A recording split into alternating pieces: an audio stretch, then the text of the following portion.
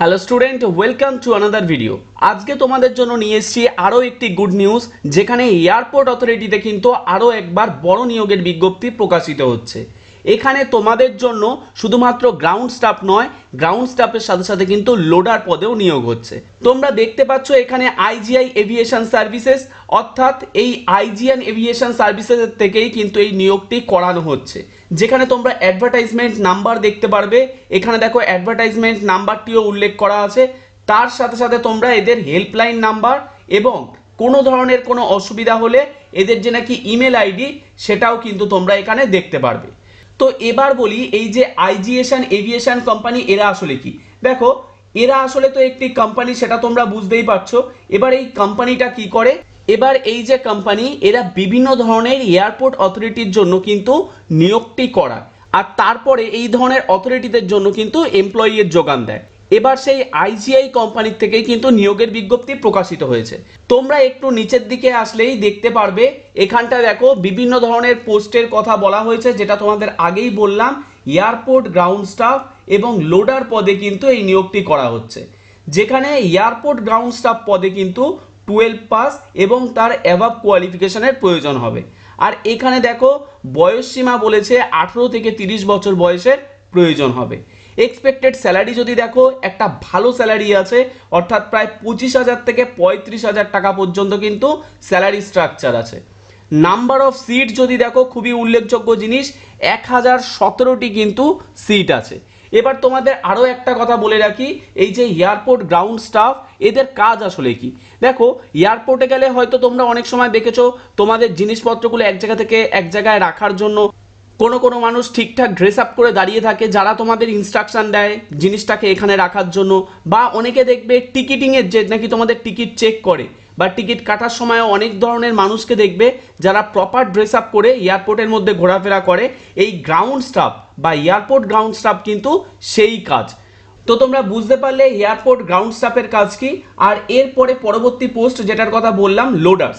Loaders থেকে তো তোমরা বুঝতেই পারছো, এই লোডার্সের কাজ হচ্ছে কোনো ধরনের জিনিসকে লোড করা এক জায়গা থেকে এক জায়গায়। আর এর জন্য কোয়ালিফিকেশনও কিন্তু 12 পাসের প্রয়োজন নেই, এর জন্য কিন্তু 10 পাস হলেই তোমরা অ্যাপ্লিকেবল থাকবে। তার সাথে সাথে যদি বয়স সীমা দেখো, এক্ষেত্রে কিন্তু 20 থেকে 40 বছরের মধ্যে তোমাদের যাদের বয়স, তারা সকলেই কিন্তু অ্যাপ্লাই করতে পারবে। এর সাথে সাথে এই লোডার পদের জন্য কিন্তু শুধুমাত্র মেলরাই অ্যাপ্লিকেবল।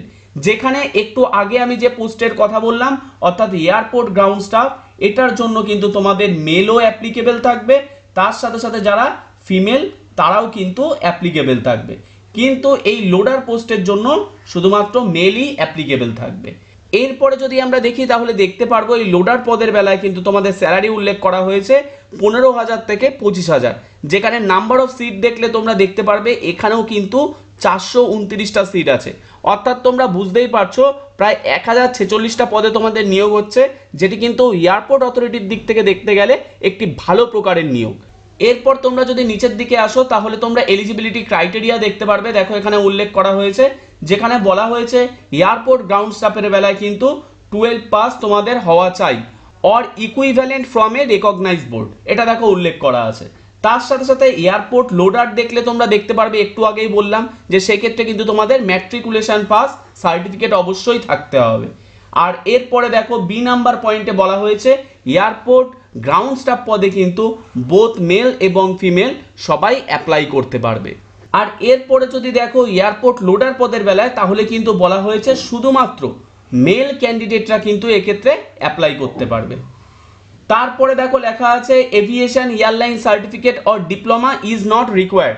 এক্ষেত্রে কিন্তু একটা ইম্পর্টেন্ট পয়েন্ট বলা হয়েছে, যেখানে বলা হয়েছে এই যে এভিয়েশন বা এয়ারলাইনের যে নাকি আলাদা আলাদা সার্টিফিকেট কোর্সগুলো করানো হয়, এই পোস্টের জন্য কিন্তু এইগুলোর কোনো প্রকার দরকার নেই। অর্থাৎ সিম্পল তোমরা যদি 10th করা থাকো বা 12th করা থাকো, তাহলেই কিন্তু তোমরা অ্যাপ্লাই করতে পারবে। এর পরের পয়েন্ট যদি তোমরা দেখো, সেক্ষেত্রে ই নাম্বার পয়েন্টে বলা হয়েছে 10th plus ITI student are eligible for ground staff position. অর্থাৎ যেখানে একটু আগেই তোমরা দেখলে গ্রাউন্ড স্টাফ পজিশনের জন্য কিন্তু 12 পাস যোগ্যতার প্রয়োজন ছিল, কিন্তু তোমাদের মধ্যে থেকে যদি কারো শুধুমাত্র ক্লাস 10 এবং আইটিআই করা থাকে, তাহলেও কিন্তু তোমরা সেক্ষেত্রে অ্যাপ্লাই করতে পারবে এই গ্রাউন্ড স্টাফ পোস্টের জন্য। অর্থাৎ সেক্ষেত্রে তোমাদের এই 10+ ITI-কেই 12-এর ইকুইভ্যালেন্ট ধরা হবে। এরপরে দেখো এফ নাম্বার পয়েন্টে বলেছে there is no age relaxation for any categories. যেমন আমরা বিভিন্ন ধরনের জবের ক্ষেত্রে, সেটা গভর্নমেন্ট জব হোক আর বড় বড় কোম্পানির জব হোক, সেখানে গিয়ে আমরা দেখতে পাই SC ST বা OBC-দের জন্য একটা এজ রিল্যাক্সেশন থাকে, কিন্তু এক্ষেত্রে বলেছে কিন্তু no age relaxation for any categories. অর্থাৎ SC হও, ST হও আর OBC হও, এক্ষেত্রে কিন্তু কোনো ধরনের এজ রিল্যাক্সেশন থাকছে না। এরপরে দেখো নেচার অফ ওয়ার্ক উল্লেখ করা আছে, যেখানে বলা হয়েছে অ্যাপ্লিকেশন গ্রাউন্ড স্টাফ। অর্থাৎ এই যে অ্যাপ্লিকেশন গ্রাউন্ড স্টাফ পদটি আছে, এই পদের বেলায় তোমাদের যে মেন কাজ হবে সেটা হলো প্যাসেঞ্জারের চেক ইনের সময় তাদেরকে দেখাশোনা, এছাড়াও এয়ারলাইনের টিকিট রিজার্ভেশন করানো, বোর্ডিং করানো, এই ধরনের যে কাজগুলো, এই ধরনের কাজগুলো কিন্তু এয়ারপোর্ট গ্রাউন্ড স্টাফের কাজ হবে।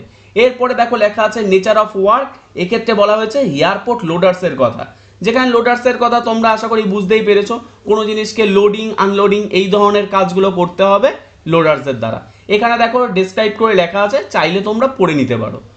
আর এরপরে যদি দেখো তাহলে তোমরা দেখতে পারবে এই যে পোস্টগুলি, এগুলি কিন্তু উইথাউট এক্সাম তোমরা কোনো ধরনের চান্স পাবে না। এক্ষেত্রে কিন্তু তোমাদের রিটেন এক্সাম দিতে হবে, সেটা দেখো এখানে উল্লেখ করা হয়েছে।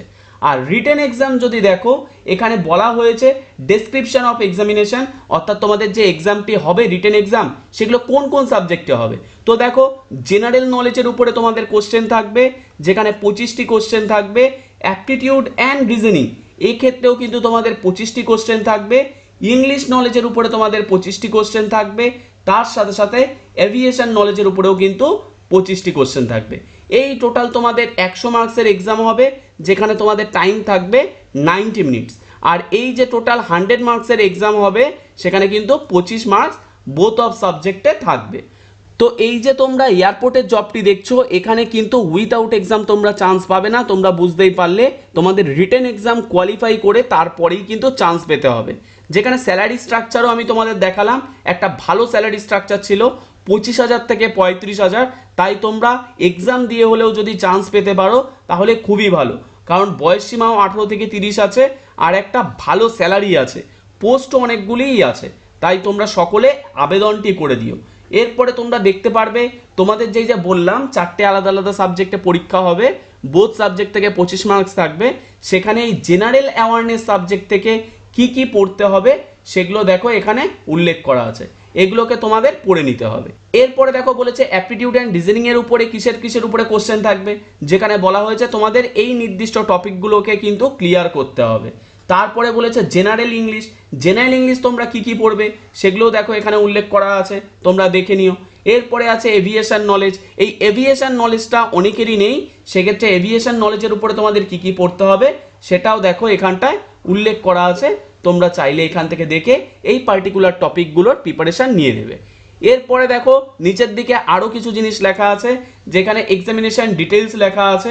এখানে তোমরা বুঝতেই পারছো যে 100 নম্বরের এক্সাম হবে, আর এই এক্সামটি হবে কিন্তু মাল্টিপল চয়েসের উপরে, সেটা দেখো এখানটায় উল্লেখ করা আছে।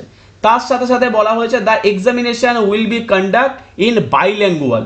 যদিও এটা বাইল্যাঙ্গুয়াল হিসাবে হবে, কিন্তু এখানে কিন্তু বেঙ্গলি ভাষায় তোমরা পরীক্ষা দিতে পারবে না।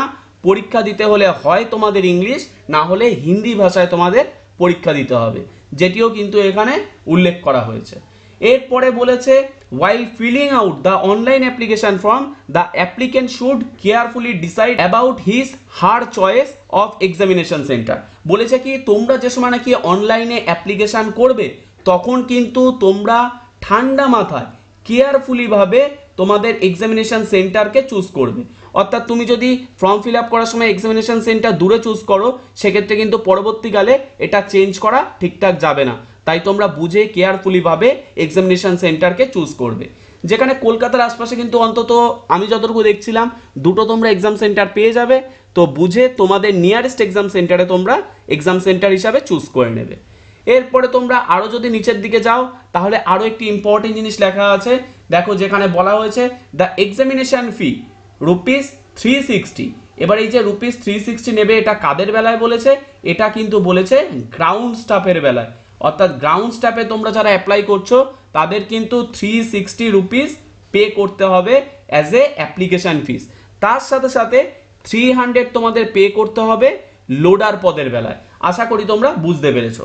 এর সাথে সাথে আরও একটি ইম্পর্টেন্ট জিনিস এখানে বলা হয়েছে, তোমরা দেখলে বুঝতে পারবে, যেখানে বলা হয়েছে the application fee will remain the same for all candidate. Application fee কিন্তু সমস্ত ক্যান্ডিডেটদের জন্যই সেম থাকবে, including those belonging reserve categories such as SC, ST, OBC and EWS.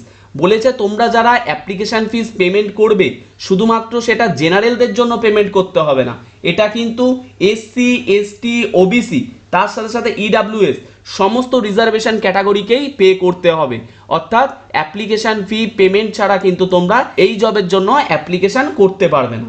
এরপরে দেখো নিচের দিকে আসলে তোমরা এক্সামিনেশন সেন্টার দেখতে পারবে, যেটা আগেই বলেছিলাম আলাদা আলাদা স্টেট আর ইউটির হিসাবে কিন্তু আলাদা আলাদা এক্সামিনেশন সেন্টার এখানে ডিসাইড করা আছে আগের থেকেই।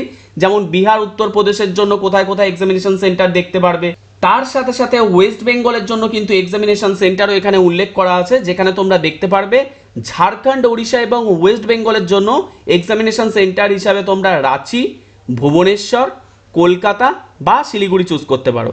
তো তোমরা যে সময় ফর্ম ফিল আপ করবে, যাদের কলকাতার আশপাশে বাড়ি তারা অবশ্যই কলকাতা এক্সাম সেন্টার হিসাবে চুজ করে নেবে, তাহলে তোমরা নিয়ারেস্ট এক্সাম সেন্টারে পরীক্ষাটি দিতে পারবে।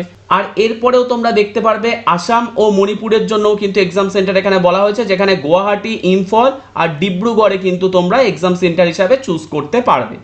আর এরপরে তোমরা যদি নিচের দিকে আসো তাহলে দেখতে পারবে হাউ টু অ্যাপ্লাই এর একটি সেকশন, যেখানে তোমরা কি করে অ্যাপ্লাই করবে সেটা কিন্তু এখানে বলা হয়েছে। দেখো, application should be submitted only through online mode, অর্থাৎ অনলাইন মোড ছাড়া কিন্তু তোমরা অফলাইনে কোনোভাবে এটির জন্য অ্যাপ্লিকেশন করতে পারবে না। আর অনলাইনে অ্যাপ্লিকেশন করার জন্য তোমাদের এদের অফিসিয়াল ওয়েবসাইটে যেতে হবে, যেটি দেখো এখানে উল্লেখ করা আছে। আমি এই অফিসিয়াল ওয়েবসাইটের লিঙ্কটি তোমাদের ডেসক্রিপশন বক্সেও দিয়ে দেবো, তোমরা চাইলে সেখান থেকে কিন্তু অফিসিয়াল ওয়েবসাইট ভিজিট করে অনলাইন অ্যাপ্লিকেশনটি করতে পারো। আর যদি তোমাদের অনলাইন অ্যাপ্লিকেশনের ভিডিওর প্রয়োজন হয় তাহলে অবশ্যই কমেন্ট বক্সে কমেন্ট করবে, তবে আমি অনলাইনে অ্যাপ্লিকেশন কিভাবে করবে তার একটি ভিডিও নিয়ে তোমাদের সামনে চলে আসব। আর এরপরে যদি আরেকটু নিচের দিকে আসো তাহলে আরেকটি ইম্পর্টেন্ট জিনিস দেখতে পারবে, যেখানে বলা হয়েছে the application portal will be operational till 13th July 2025। অর্থাৎ তোমরা যারা যারা অ্যাপ্লাই করতে চাও তোমাদের কিন্তু 30শে জুলাই রাত 11:59 মধ্যে অ্যাপ্লাই করে দিতে হবে। তারপরে বলেছে any registration done after 13th July 2025 will not be accepted. অর্থাৎ তোমরা যদি কোনো কারণে 30শে জুলাই রাত 11:59 পরে অ্যাপ্লাই করতে চাও তাহলে সেই সমস্ত ক্যান্ডিডেটদের কিন্তু রেজিস্ট্রেশনকে ক্যান্সেল হিসাবে ধরে নেওয়া হবে, তাদের কিন্তু রেজিস্ট্রেশন নেওয়া হবে না। আর এরপরে যদি আরও একটু নিচের দিকে আসো তাহলে তোমাদের সিলেকশন প্রসেস সম্পর্কে বলা হয়েছে, যেখানে বলা হয়েছে এ candidate has to first appear for a written exam. তোমাদের ফার্স্টে রিটেন এক্সাম দিতে হবে, তারপরে সেটিকে তোমাদের কোয়ালিফাই করতে হবে। আর এরপর কিন্তু তোমাদের মধ্যে থেকে যারা যারা এয়ারপোর্ট গ্রাউন্ড স্টাফ পদের জন্য আবেদন করছে তাদের জন্য কিন্তু একটি ইন্টারভিউ সেশন রাখা হয়েছে, যেখানে তোমাদের কিন্তু ইন্টারভিউয়ে কোয়ালিফাই করতে হবে। তার সাথে সাথে তোমাদের আরও একটা জিনিস জানিয়ে রাখি, তোমরা যারা যারা লোডার পদের বেলায় আবেদন করছো তাদের কিন্তু কোনো ধরনের ইন্টারভিউ হবে না। এরপরে দেখবে আরও একটি ইম্পর্টেন্ট কথা এখানে উল্লেখ করা আছে, যেখানে বলা হয়েছে তোমাদের যে ইন্টারভিউটি নেওয়া হবে এটি কিন্তু কন্ডাক্ট করা হবে শুধুমাত্র হিন্দি আর ইংলিশ ল্যাঙ্গুয়েজে। অর্থাৎ তোমরা কিন্তু চাইলেই বেঙ্গলি ভাষায় এই ইন্টারভিউটি দিতে পারবে না, হয় হিন্দি না হলে ইংলিশেই তোমাদের এই ইন্টারভিউটি দিতে হবে। আর এর পরের পয়েন্টে দেখো বলা হয়েছে, যেটা তোমাদের একটু আগেই বললাম, there will be no interview for loader. অর্থাৎ যারা লোডার পদের বেলায় আবেদন করবে তাদের কিন্তু কোনো ধরনের ইন্টারভিউ হবে না। আর এরপরে দেখো পরের পয়েন্টে বলা হয়েছে তোমরা যারা যারা রিটেন এক্সাম দেবে সেক্ষেত্রে রিটেন এক্সাম কোয়ালিফাই করতে হবে তোমাদের, আর তার সাথে সাথে পার্সোনাল রাউন্ড অর্থাৎ ইন্টারভিউ যে তোমাদের রাউন্ড হবে তার উপরে ভিত্তি করেই কিন্তু তোমাদের ফাইনাল সিলেকশন হবে। অর্থাৎ এই দুটো নাম্বারের উপরে ভিত্তি করেই কিন্তু তোমাদের ফাইনাল সিলেকশনটি হয়ে যাবে। তো তোমরা বুঝতে পারলে এই ভিডিওর মাধ্যমে সম্পূর্ণ প্রসেসগুলো। এছাড়াও তোমাদের যদি এই পিডিএফের দরকার হয় পিডিএফটি কিন্তু আমি আমাদের টেলিগ্রামে দিয়ে রাখবো। আর তোমরাও যদি কোনো ধরনের এই প্রকার গভর্নমেন্ট জবের নোটিশ বা গভর্নমেন্ট জবের ফর্ম ফিল আপ বা পড়াশুনো সংক্রান্ত কোনো ধরনের হেল্প পেতে চাও, তাহলে অবশ্যই ডেসক্রিপশন বক্সে থাকা লিঙ্কে ক্লিক করে আমাদের টেলিগ্রাম চ্যানেলে যুক্ত হয়ে থাকতে পারো। এখানে আমরা জবের বিভিন্ন নোটিফিকেশনের পিডিএফ ছাড়াও বিভিন্ন ধরনের বেসরকারি জবের যে বিজ্ঞপ্তি বেরাবে সেগুলো, তার সাথে সাথে পড়াশুনোর বিভিন্ন ধরনের স্টাডি মেটেরিয়াল প্রোভাইড করব। তাই চাইলে তোমরা ওখানে যুক্ত হয়ে থাকতে পারো। আর আজকের ভিডিও এতটুকু, দেখা হচ্ছে তোমাদের সাথে পরবর্তী ভিডিওতে। ধন্যবাদ।